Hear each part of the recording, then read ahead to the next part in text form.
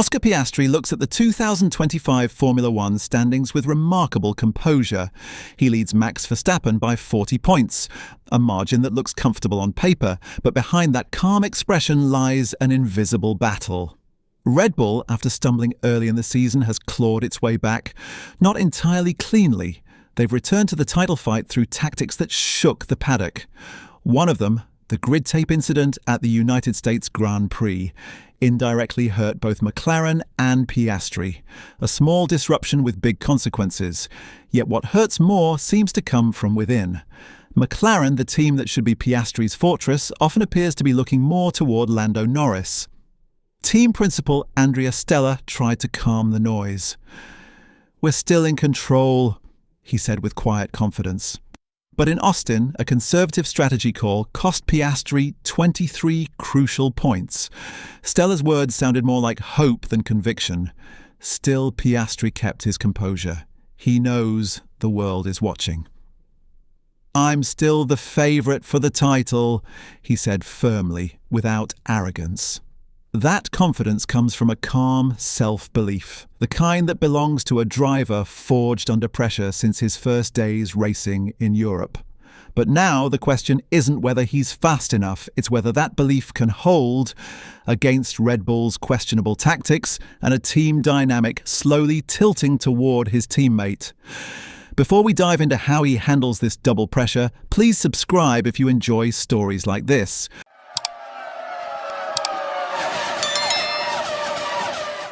Red Bull's resurgence has been one of the biggest stories of the season.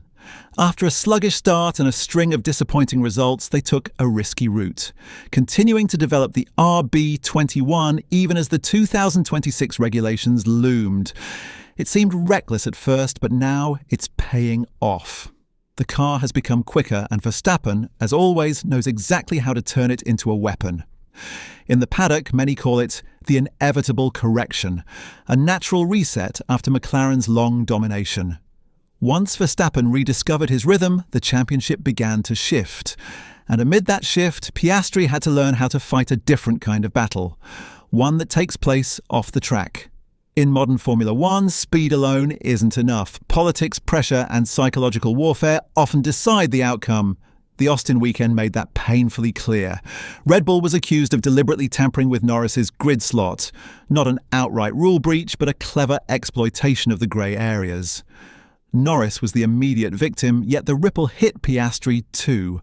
When Norris lost positions at the start, the points that should have strengthened McLaren's constructor lead and indirectly supported Piastri's title fight vanished. It wasn't illegal, one post-race report noted, but the ethics were questionable. For Piastri, the moment felt like being attacked from both sides. Red Bull was playing in the shadows while McLaren didn't seem fully on his side. His setup in Austin was overly safe, too cautious, as if the team was afraid to take risks. In a world championship, that kind of caution can be the most expensive mistake of all. Stella insists McLaren is still on course for the title, but in practice, the team's priorities look clear. Norris remains the centre of orbit. The senior driver, the face of the brand, the favourite of sponsors. Nothing wrong with that. But for a driver leading the World Championship, divided attention can feel like a quiet betrayal. After the race in Austin, Norris praised Verstappen with disarming honesty. "Max is really hard to beat right now," he said. A simple comment, yet one that carried weight. A recognition of Red Bull's strength and a subtle signal that McLaren's own confidence might be slipping. Between those two papaya-coloured garages, the air felt different. Piastri, though, didn't flinch. He stayed calm, maybe too calm for some. No gestures, no comments, no drama. For a young driver, that kind of restraint is a double-edged sword. It shows maturity and professionalism, but it also makes him easy to misread as detached. Some analysts have begun to wonder, is Piastri too cold to lead a team like McLaren? Is he vocal enough to fight for himself amid the quiet politics of a top outfit? For Piastri, the answer is simple. Results speak. He's won races, he leads the standings, and as long as the numbers favour him, he sees no reason to shout. Verstappen, meanwhile, plays his part to perfection. He knows how to apply pressure, not just with pace but with words.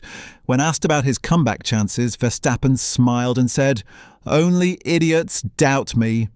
A short, sharp line that instantly bounced back toward Piastri, sparking headlines. Is that 40-point lead really safe? Piastri, as usual, didn't respond. He knows the game. He knows Verstappen is trying to get inside his head. But composure is the weapon he's chosen. And so far, it's working. Jenson Button once offered advice that sounded almost tailor-made for him. Don't overthink. Just focus on your race. Button, who lived through a similarly tense season at Brawn GP, knows what it feels like to be doubted even while leading a championship. Now, with only a handful of races left, Piastri stands at a crucial crossroads. Red Bull has a car fast enough to win anywhere, and their tactics are no longer just aggressive, they're cunning, within the letter of the law. McLaren still holds the most consistent package, but seems uncertain about where to place its weight. Will they fully back Piastri's title run, or continue balancing loyalty between two drivers? Austin served as a clear reflection.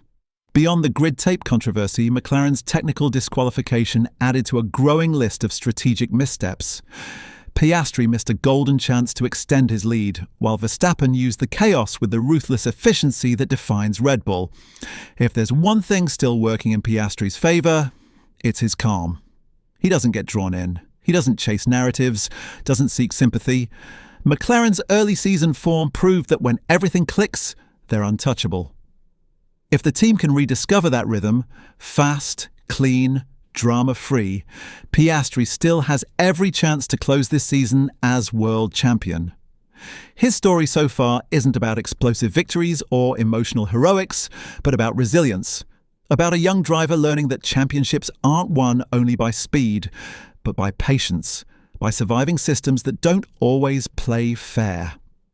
He walks a thin line between trust and frustration, between team strategy and personal ambition, between politics and pure racing.